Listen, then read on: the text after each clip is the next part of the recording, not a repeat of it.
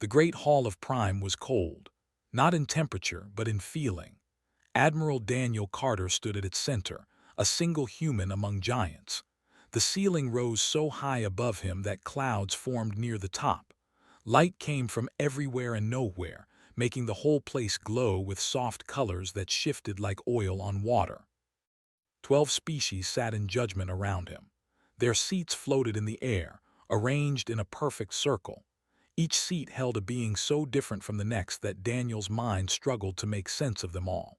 Some had bodies made of crystal. Others were clouds of living gas held together by invisible force. The high speaker was nothing but light shaped into something almost human, burning so bright that Daniel had to look away. He had practiced his speech for months. Every word was chosen with care. He spoke of humanity's achievements, their journey from caves to cities to the stars. He talked about peace and cooperation. He offered friendship and trade. He promised that humans would be good members of the galactic community. The council listened in complete silence.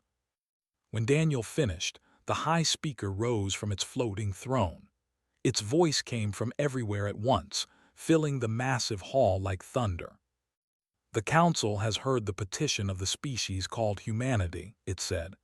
"We have studied your history. We have watched your wars. We have seen how you treat your own kind." Daniel felt his stomach tighten. "Your species is young. You discovered fire only yesterday in galactic terms. You split the atom before you learned to feed all your people. You reach for the stars while still fighting over lines drawn in dirt." The other council members made sounds of agreement. Some clicked, others hummed. The ambassador, a creature with too many eyes and not enough face, let out a low growl. "The council finds humanity unfit for membership," the high speaker continued. "Furthermore, for the safety of all civilized species, your kind will be confined to your home system. You will not expand beyond your asteroid belt. Any attempt to do so will be considered an act of war against the galactic order." Daniel stood frozen. He had prepared for rejection. Every advisor had warned him it was likely. But confinement, that was not just a denial. It was a prison sentence for an entire species. "High Speaker," Daniel said, keeping his voice steady, "may I ask why such extreme measures are needed?" "You may not," the being of light replied. "The decision is final. Return to your world, human. Stay there, grow up. Perhaps in 10,000 years your descendants may try again." The hall fell silent. Daniel Carter, Admiral of the United Terran Navy, hero of 3 wars, stood alone in that alien light. He wanted to argue. He wanted to shout. He wanted to tell them that they were wrong about his people. Instead, he saluted. It was a human gesture that meant nothing to the creatures watching him, but it meant something to him.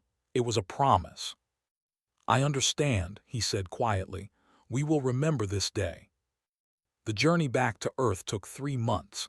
Daniel spent most of it alone in his cabin, staring at the stars that his people would never be allowed to touch. By the time his ship entered the solar system, the news had already arrived. Every screen on every world and station in human space showed the same message.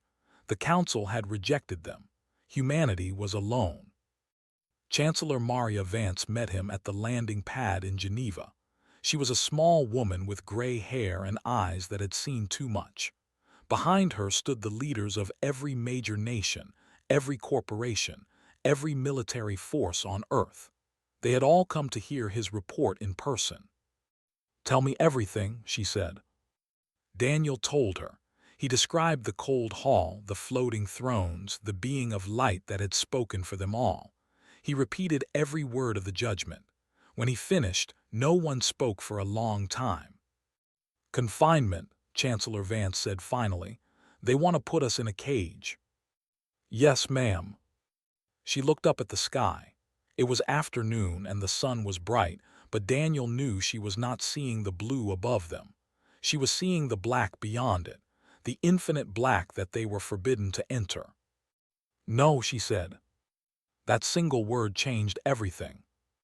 Within a week, Chancellor Vance addressed the people of Earth. Her speech was short and simple. The galaxy did not want humanity. Very well. Humanity would make its own way. They would not beg. They would not wait 10,000 years. They would build and they would grow and they would prove every alien wrong. Deep beneath the Rocky Mountains, in a facility that did not officially exist, Dr. Price received a call that pulled him from his research. He was a thin man with messy hair and glasses that were always slightly crooked. His field was theoretical physics, the kind of science that most people considered useless dreaming. A government car took him to a bunker carved into solid rock. Inside, he found a room full of military officers and government officials. Chancellor Vance sat at the head of a long table. "Dr. Price," she said, "do you know why you are here?" "No, ma'am." "The Council species have faster-than-light travel. We do not. Their ships can cross the galaxy in weeks. Ours take years to reach the nearest stars. This is why they do not fear us. This is why they think they can cage us." Nodded slowly. "You want me to develop FTL technology." "I want you to do the impossible," Chancellor Vance said. "I want you to give us the stars." The Council has guarded that technology for millions of years. Their science is beyond anything we can imagine. "Then imagine harder." The Chancellor leaned forward. "I am giving you unlimited resources, every scientist you need, every facility you want, every dollar, every mind, every moment of effort this planet can spare." Price looked around the room at the grim faces watching him. He thought about the Council, those ancient beings who saw humanity as children playing with fire. He thought about the stars that should belong to everyone. "How long do I have?" he asked. 18 months, the Chancellor replied. "After that, the Council will send observers to make sure we stay in our cage. We need to be gone before they arrive." Took off his glasses and cleaned them on his shirt.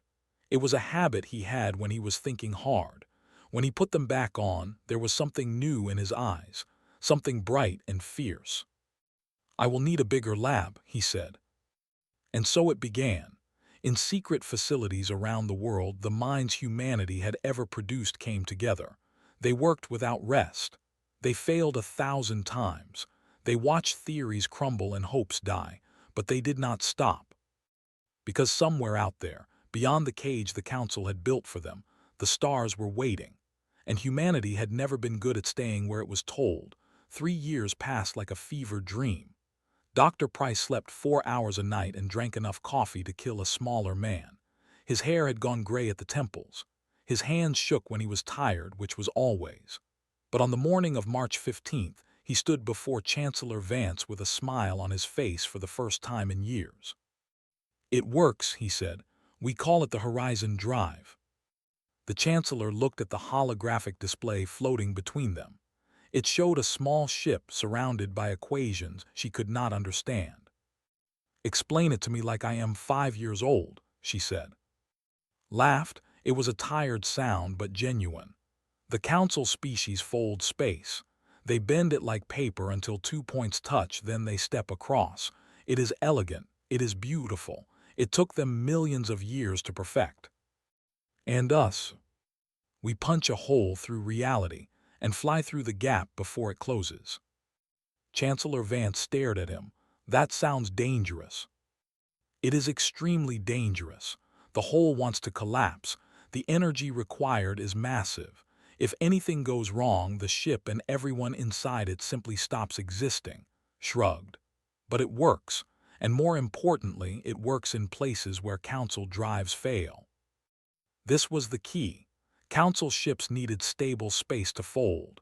Their drives could not function in the chaotic regions at the edge of the galaxy.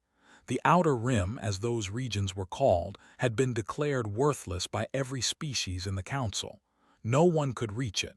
No one wanted to. But the Horizon Drive did not care about stable space. It tore through everything equally. 2 months later, Captain Laura stood on the bridge of the Wanderer, flagship of the first colonial fleet. She was a tall woman with short dark hair and a voice that could cut through any storm. Behind her ship flew 39 others, each one packed with supplies, equipment, and sleeping colonists. 200,000 people had volunteered for this mission. They knew the risks. They knew that many of them might die. But they also knew that staying behind meant accepting the cage, and humans had never been good at cages. "All ships report ready," said her first officer, a young man named Shaw.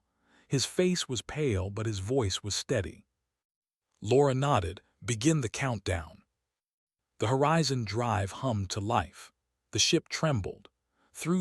Laura watched as space itself began to tear. A wound opened in the fabric of reality, burning with colors that had no name. It was the most beautiful and terrifying thing she had ever seen. "All ships engage drives," she commanded. "See you on the other side." The Wanderer plunged into the wound. For a moment that lasted forever, Laura saw things that human eyes were never meant to see. Shapes moved in the darkness between spaces. Lights flickered in patterns that almost made sense. Then the ship burst through into normal space, and the outer rim spread before them like a black ocean dotted with distant stars. The journey to the expanse took 6 weeks. It should have been a triumph. Instead, it was a nightmare. 7 ships never made it through the initial jump.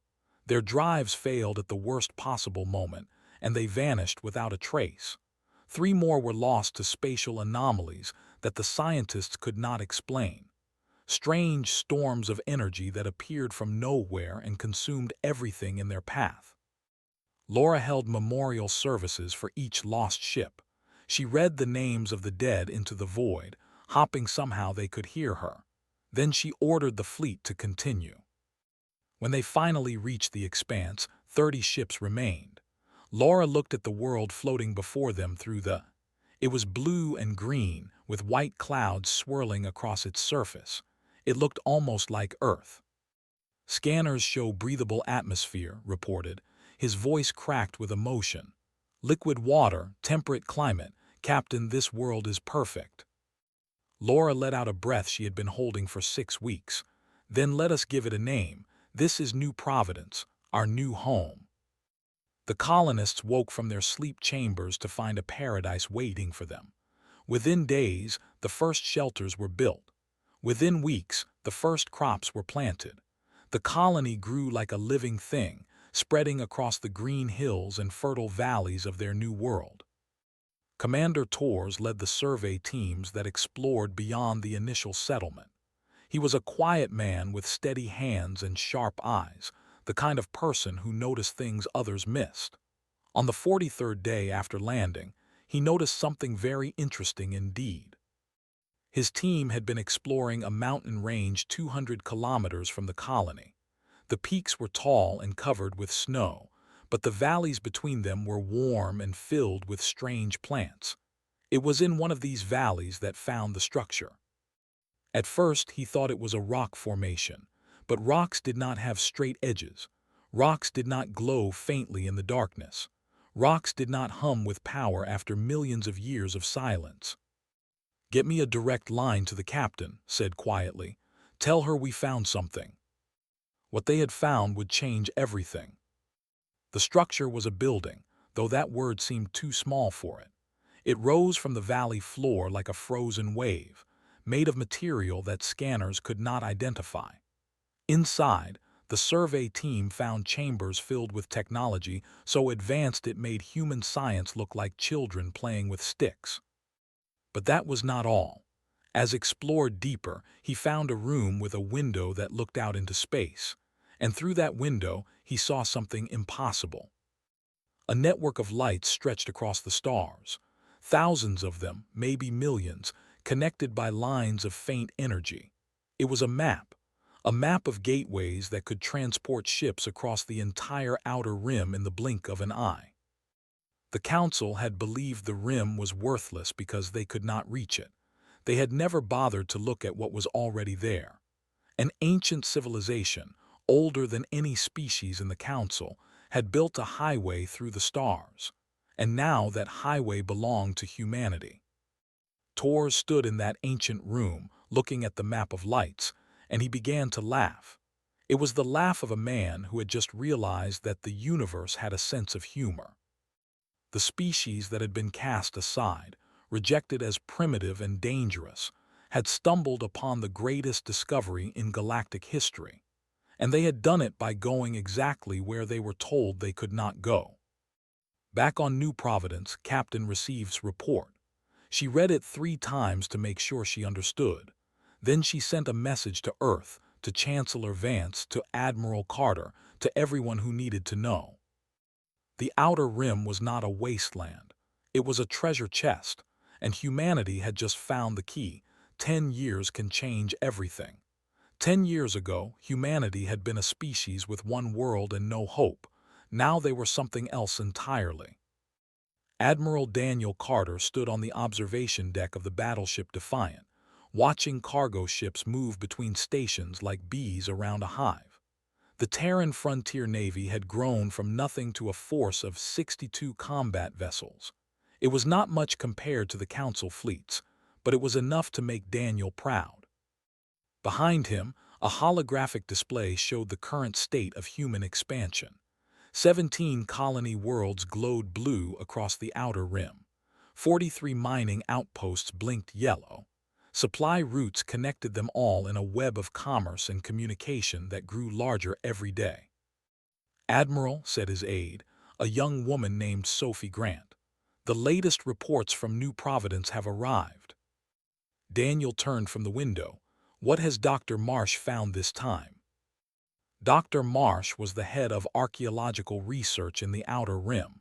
For 10 years, she had been digging through the ruins of the ancient civilization, piece by piece. Every month brought new discoveries. Every discovery brought new possibilities. "She has activated another section of the Gateway Network," Sophie said.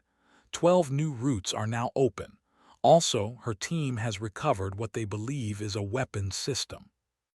Daniel raised an eyebrow. "What kind of weapons system?" "They are not sure yet, but the initial scans suggest it could disable enemy ships without destroying them. Some kind of energy pulse that shuts down all power systems." This was interesting news. The Council had better ships, better weapons, better everything when it came to military technology. Humanity had survived so far by staying hidden in the Rim, where Council drives could not follow. But if they had a weapon that could level the playing field, everything would change.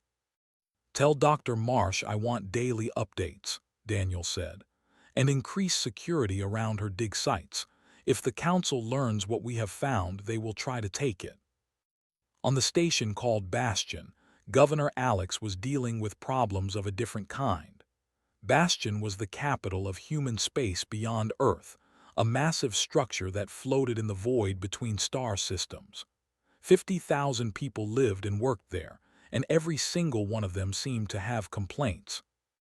Alex was a patient man. He had been a diplomat before the Council rejection, spending years trying to build bridges with alien species. Now he built bridges between human factions instead. Miners who wanted better pay, colonists who wanted more supplies, military officers who wanted bigger budgets. Everyone wanted something, and there was never enough to go around. His assistant, a tired-looking man named Greg Palmer, entered his office with another stack of reports. "The Council ambassador is here," Greg said. Alex looked up sharply. "What Council ambassador?"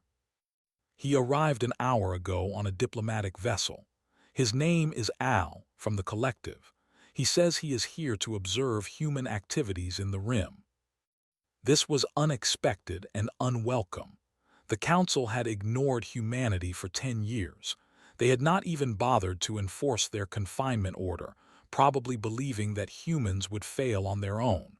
Now they were suddenly interested again. "Show him in," Alex said, "and record everything."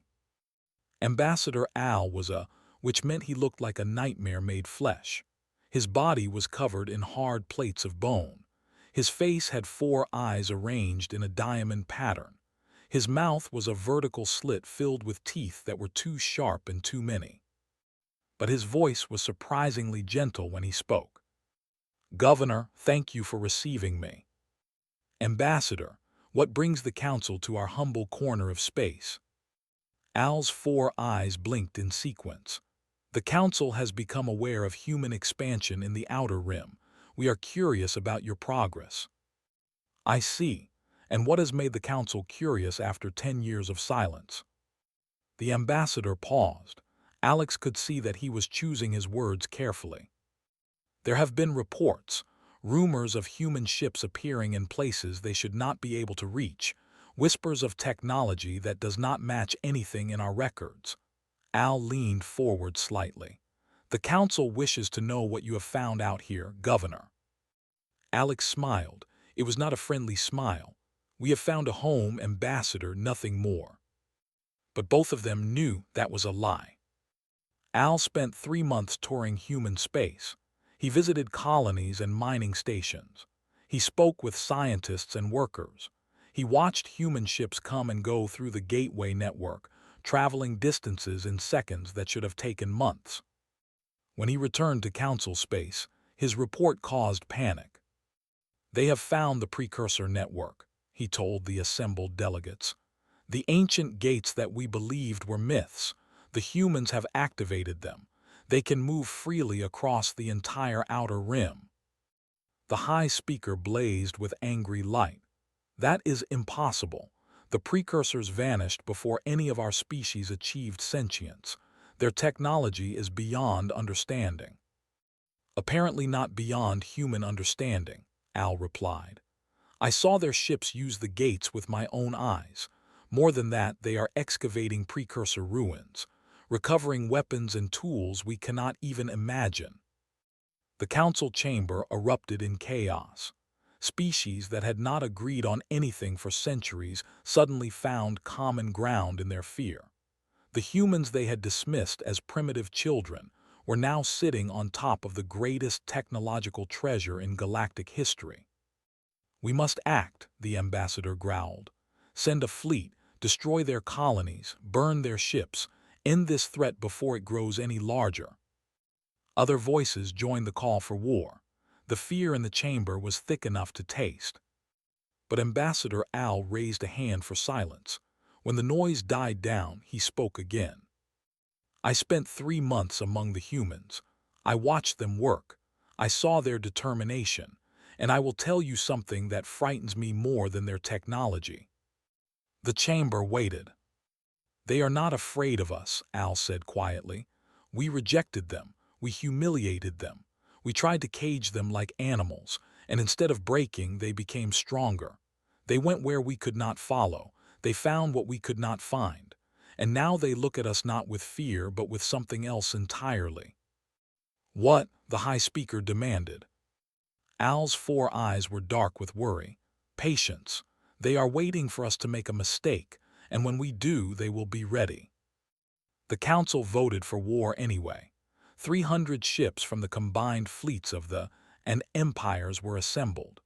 Their mission was simple: enforce the original confinement order, destroy the illegal human colonies, and secure the precursor technology for the Council. On Bastion Station, Governor received word of the approaching fleet. He sent a message to Admiral Carter, to Chancellor Vance, to every leader in human space. The time for hiding was over. The war they had always known was coming had finally arrived. And humanity was ready.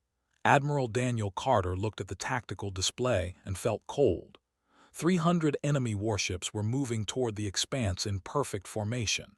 Each one was larger than anything in the human fleet. Each one carried weapons that could crack a planet in half. Against them, he had 62 ships and 4 million civilians scattered across 17 worlds. The mathematics of conventional warfare said he would lose. His people would die. Everything they had built in 10 years would burn. Daniel had never been good at accepting mathematics. "Commander Park," he said, "tell me about the gateways." Commander Lisa Park was his chief tactical officer, a woman with a mind like a computer and nerves like steel. She had spent months studying the ancient precursor network with Dr. Marsh's team. Now she stepped forward with it in her hand. The gateways connect hundreds of points across the outer rim, she said. We have activated 47 of them so far. More importantly, we can control where they send ships, at least roughly. Can we use them against the Council fleet? Lisa nodded slowly. In theory, yes. The gateways respond to our commands because we use the Horizon Drive. Council ships use fold space technology. When they enter an active gateway, they have no control over where they exit. Daniel felt something stir in his chest. It might have been hope. So if we could get the Council fleet to enter the gateway network, they would be scattered across the rim, separated, confused, and trapped in unstable space where their drives cannot function properly. But how do we get them to enter the gateways in the first place?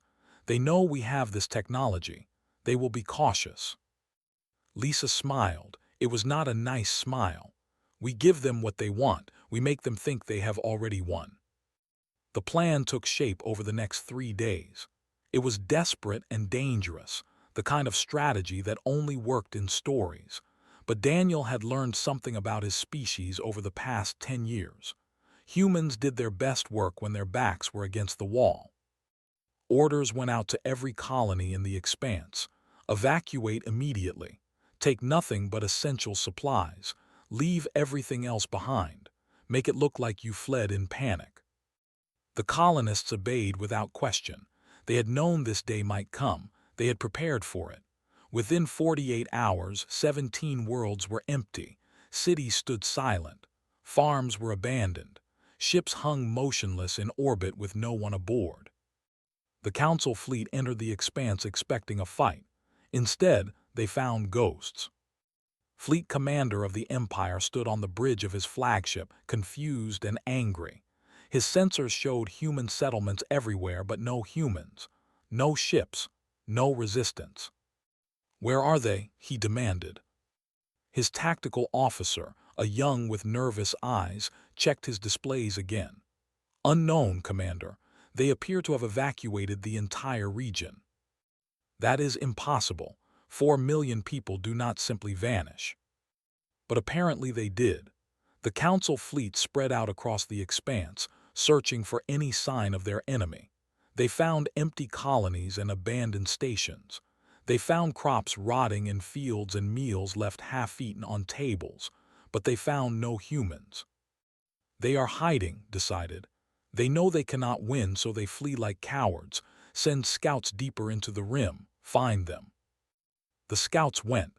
They found more empty worlds, more silent stations, and then they found the gateways. The structures floated in space like rings made of light. They pulsed with energy that Council sensors could not identify. When scout ships approached, the gateways activated on their own, showing glimpses of distant stars on the other side. "Commander," the tactical officer reported, "the humans must have fled through these devices. Our scouts have found similar structures across the sector." Studied the readings carefully. The gateways appeared to be stable. They appeared to be safe. They appeared to be the only way to find the humans and complete his mission. "All ships," he commanded, "enter the gates, hunt them down." 300 warships flew toward the glowing rings, eager to end this chase. And one by one, they vanished into the light. Admiral Carter watched from the bridge of the Defiant as the last Council ship disappeared. He let out a breath he had been holding for an hour. "Did it work?" he asked. Lisa Park checked her displays. A fierce grin spread across her face. "It worked. The fleet has been scattered to 17 different locations across the rim. Each group is completely isolated from the others."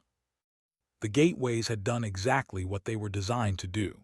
Each one had sent the Council ships somewhere different. Some groups had emerged in asteroid fields. Others had found themselves in the middle of energy storms. All of them were deep in unstable space where their sophisticated drives flickered and failed. "Begin Phase 2, Daniel ordered. The Terran Frontier Navy had been hiding in the spaces between the gates, waiting for this moment. 62 human ships emerged from the shadows and divided into 17 strike groups. Each group headed for a different location where Council vessels drifted helplessly. The Battle of the Scattered Stars had begun. Commander Torres led the attack on the largest Council group, a cluster of 40 ships that had emerged near a dead star. His strike force was only 5 vessels, but those vessels had working drives. The Council ships did not. "Target their weapon systems first," ordered. "Remember, we want prisoners, not corpses." Human ships darted between the massive Council warships like wolves around wounded elk. They fired precision strikes at weapon ports and engine housings. They dodged return fire that was slow and uncoordinated. They fought with the desperate energy of people defending their home. Across the Outer Rim, similar battles raged. Human captains used every trick they knew. They hid behind asteroids and struck from ambush. They used the energy storms as cover. They turned the chaos of unstable space into a weapon against their enemies. The Council fleet had come expecting to destroy primitives. Instead, they found themselves trapped, scattered, and outmaneuvered by an enemy who knew the terrain far better than they did. For 3 weeks the fighting continued. Human losses were heavy. 12 ships were destroyed. 2,000 sailors died. But slowly, steadily, the tide turned. Council ships began to surrender. Their crews, exhausted and demoralized, chose captivity over death. When the final shot was fired, 112 Council warships had been captured intact. The rest were debris floating in the void. Not a single human colony had been touched. Admiral Carter stood on the bridge of the Defiant, surrounded by the wreckage of what had been the greatest military force in galactic history. His body ached. His eyes burned. He had not slept in 6 days. But he was smiling. "Send a message to Bastion," he said. "Tell Governor the war is over. We won." Lisa Park looked at him with tired eyes. "The Council will send more ships. They will not accept this defeat." "I know," Daniel replied. "But next time they will think twice before coming to our home." He looked out at the stars of the Outer Rim, the stars that humanity had claimed against all odds. They had been cast aside, called primitive, locked in a cage, and they had broken free. The galaxy would never look at humanity the same way again. News of the disaster spread through the galaxy like fire through dry grass. Trading ships carried whispers from port to port. Diplomats exchanged worried messages in secret codes. On 1,000 worlds, 1,000 species heard the same impossible story. The Council fleet was gone. 300 warships, the pride of 3 great empires, had been swallowed by the Outer Rim. And the humans, those primitive creatures who had been rejected and caged, had won. On the crystal world of Prime, the Galactic Council met in emergency session. The great hall that had once seemed so cold and powerful now felt like a tomb. The floating thrones still rose toward the clouds, but the beings who sat in them looked smaller than before. "This cannot be allowed to stand," the ambassador snarled. His voice was thick with rage and something else, something that might have been fear. "We must assemble a new fleet, a larger one. We must crush these insects before they grow any stronger." "With what ships?" the representative asked quietly. "The battle cost us 1/3 of our combined military strength. Our enemies smell weakness. If we send more forces to the Rim, our own borders will be undefended." Arguments filled the hall. Voices rose and fell like waves crashing on rocks. Some demanded revenge. Others counseled caution. A few, very quietly, suggested that perhaps the Council had made a mistake 13 years ago when they rejected humanity's petition. The High Speaker burned brighter than ever, but even its light seemed dimmer somehow. When it finally spoke, the hall fell silent. "We will send an ambassador to the humans. We will negotiate." "Negotiate?" The ambassador was on his feet, his bone plates rattling with anger. "You would have us bow to these animals." "I would have us survive," the High Speaker replied. "Look at what they have done with nothing. Imagine what they will do with everything they have captured from us. Ships, weapons, technology. We gave them the tools to destroy us all. There was no good answer to that. The Council voted to send peace envoys to the Outer Rim. Chancellor Maria Vance received the Council's request from her office on Earth. She was old now, her hair white and her face lined with years of worry. But her eyes were still sharp, and her mind was still quick. "They want to talk," she said to the assembled leaders on her screen. Admiral Carter was there, along with Governor Dr. Marsh and a dozen others who had helped build humanity's empire in the stars. "It could be a trap," Carter warned, "a way to buy time while they rebuild their fleet." "Or it could be genuine," Governor replied. "They lost badly. Their alliance is fracturing. They need peace more than we do." Chancellor Vance nodded slowly. "We will hear what they have to say, but we will negotiate from strength, not weakness. Admiral, I want a demonstration, something that will remind the Council exactly what they are dealing with." 3 days later, Council ambassadors arrived at Bastion Station. They came on a small diplomatic ship, unarmed and alone. It was the first time in galactic history that Council representatives had come to another species as anything other than masters. Governor met them in the station's main conference room. He was polite and professional, offering food and drink and comfortable seats. But he did not smile, and his eyes never warmed. "The Council wishes to discuss terms," Ambassador Al said. His 4 eyes moved constantly, taking in every detail of the human station around him. "We believe a peaceful solution is possible." "We believe that too," Governor replied. "But before we begin, there is something you should see." He touched a control on the table. The wall behind him became transparent, showing the blackness of space beyond. The ambassadors looked through it and saw nothing unusual at first. Then the gates activated. Across the void, rings of light flared to life, and through them came human ships, not the small frigates and destroyers the Council had faced before. These were something new. Massive vessels built with a combination of human engineering and precursor technology. Weapons systems that could kill from across a solar system. Shields that could shrug off anything the Council might throw at them. The fleet arranged itself in perfect formation around Bastion Station. 50 ships of war, each one larger than anything the Council possessed. "This is the Second Fleet," Governor said calmly. "Built in secret over the past 3 years using technology recovered from precursor ruins. Admiral Carter commands another 50 ships in the Expanse, and we have just completed construction of our 3rd Fleet near New Providence." The ambassadors stared at the display with something close to despair. "But we did not bring you here to threaten you," continued. "We brought you here to make a point. Humanity does not want war. We never did. We came to the Council 13 years ago offering friendship. You rejected us. You humiliated us. You tried to cage us like animals, and look what happened." He leaned forward, his eyes hard. "We built all of this because you gave us no choice, but we would rather be partners than enemies. The question is whether the Council feels the same way." The negotiations lasted 2 weeks. They were difficult and painful. Old hatreds had to be set aside. Old insults had to be forgiven, though not forgotten. In the end, both sides wanted the same thing: peace.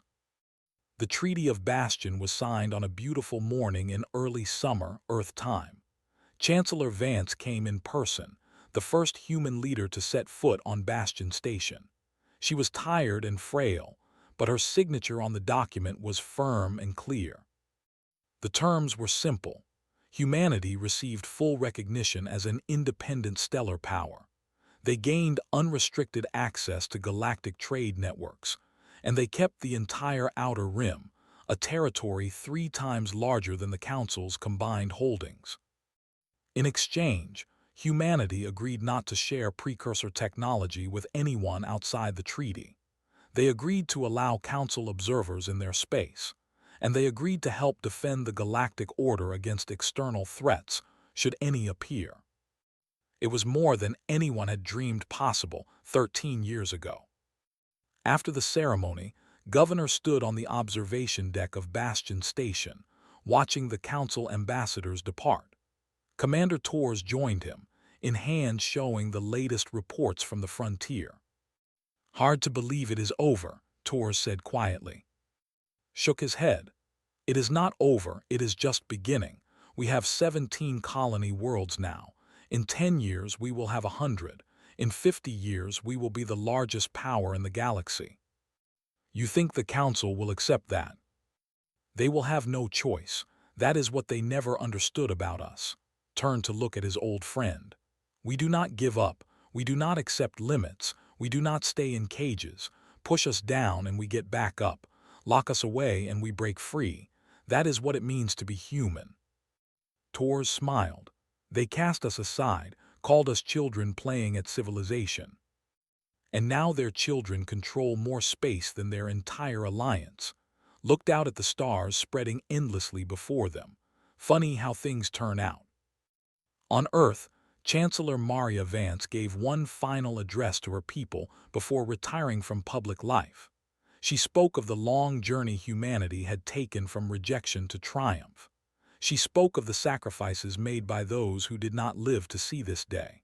And she spoke of the future stretching out before them, bright and full of possibility. "The galaxy told us we were not welcome," she said. "They said we were too young, too primitive, too dangerous. They tried to lock us away and forget about us, but we refused to be forgotten. We reach for the stars and the stars reach back." She paused, her old eyes shining with tears and pride. "We are humanity. We were cast aside and we rose. We were rejected and we built an empire. And now, finally, the universe knows our name." Across the outer rim, on 17 worlds and dozens of stations, humans looked up at the sky. They had been children once, playing in the dirt of a single blue planet. Now they were something more. The stars belonged to them, and they would never let go.